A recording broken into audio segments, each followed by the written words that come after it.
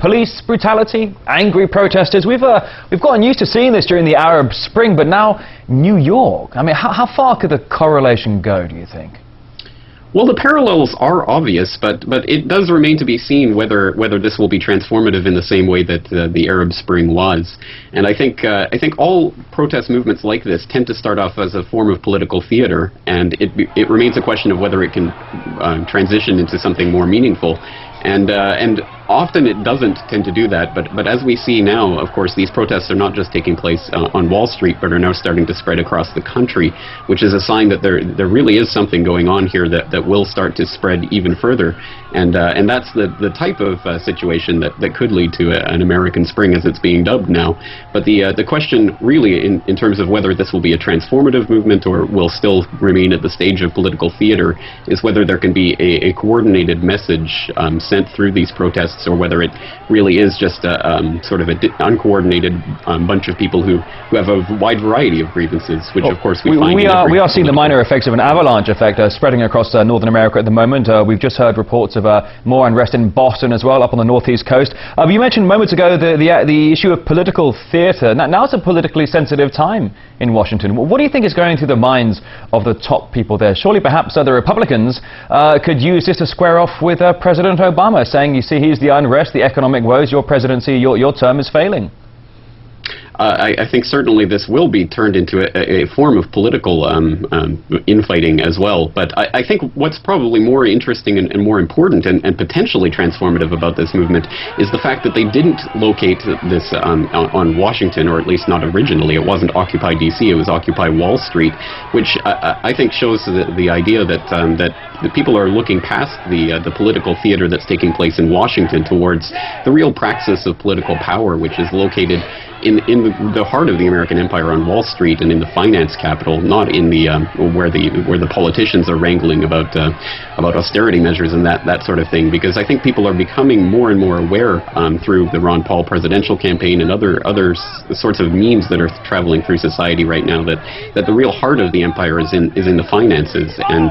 So I think that's something that makes this political movement somewhat different and sets it apart.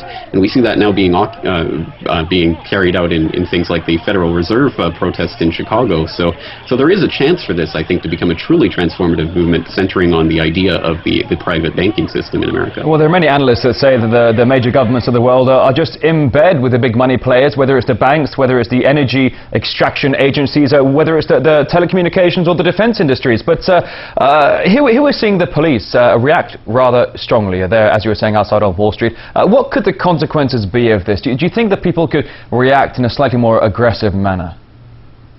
I see that there could be that possibility of escalation. At this moment, I would say that the momentum and probably the PR win is on the protesters' side, because no one likes to see the police going in and breaking up peaceful protest movements like that, and especially now that we're getting reports that the protesters were actually lured onto the bridge and then trapped. So it's very interesting to watch how this will play out.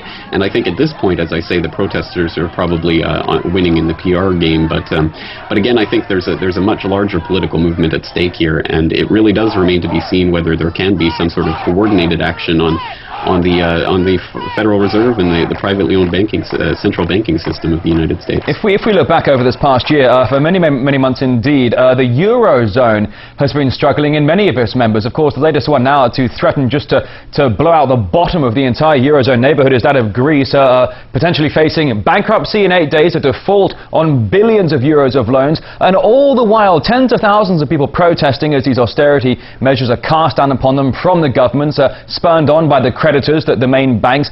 Many people calling in the Eurozone, particularly in Greece, for a total deconstruction and reconstruction of the ruling financial sector. Is that what is needed in the United States of America? I think that it's quite obvious by this point that the monetary system itself needs reform, but I think if we leave that in the hands of the regulators and the people who have been in charge of the system, they're really just going to try to consolidate more power for themselves. So we see that, for example, playing out in the Eurozone by the European Central Bank arguing for more power rather than less power because they need more power to further consolidate the Eurozone into a coherent whole. That's the argument that they're trying to use. And I think what these protest movements indicate is there's an acknowledgement on the people's part that can't be allowed to continue, because if it does, then just more and more of these types of things will continue to happen as the power coalesces into fewer and fewer hands.